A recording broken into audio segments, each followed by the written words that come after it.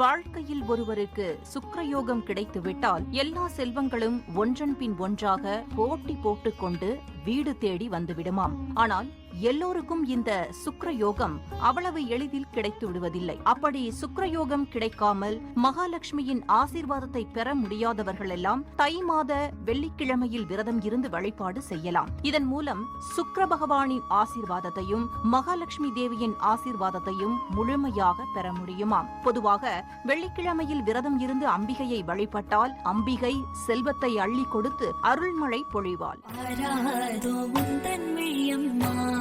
என் தாயே என்னை பாராதோ உந்தன் விழியம்மா.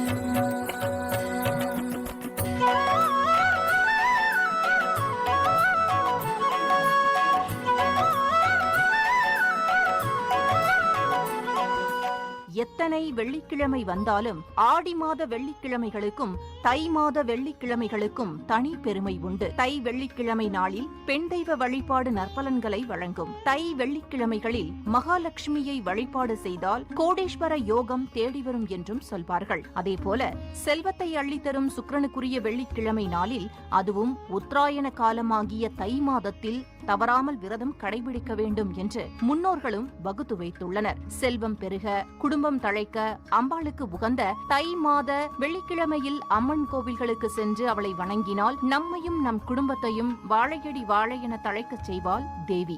ஆடி மற்றும் தை இந்த 2 மாதங்களிலும் வரும் வெள்ளிக்கிழமைகளில் தெற்கு நோக்கிய அம்பிகையையும் வடக்கு நோக்கிய அம்பிகையையும் வழிபாடு செய்வது நல்ல பலனை தரும் என்கிறார்கள். லட்சுமி தேவியை வழிபட்டால் நமது லட்சிய கனவுகள் அனைத்தும் நனவாகும் என்பதால் தை மாதத்தில் வரும் ஒவ்வொரு வெள்ளிக்கிழமையன்றும் அதிகாலையில் வீட்டை சுத்தம் செய்து வாசலில் கோலமிட்டு மாவிலை தோரணம் கட்டி லட்சுமி தேவிக்குரிய வரவேற்பு கொடுக்க வேண்டும். மேலும் அதிகாலை நேரத்தில் பூஜை அறையை பூக்களால் அலங்காரம் செய்துவிட்டு அம்மன் அல்லது மகாலட்சுமி திருவுருவ படத்திற்கு முன்பாக வெள்ளி விளக்கில் நெய் ஊற்றி தீபம் ஏற்றி வைக்க வேண்டும்.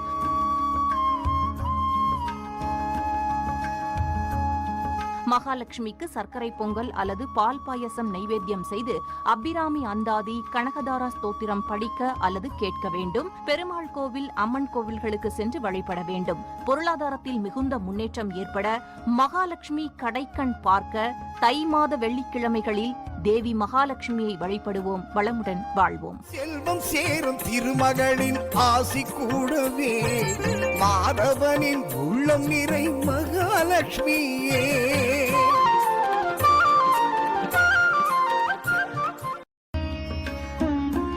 வாழ்க்கையில் ஒருவருக்கு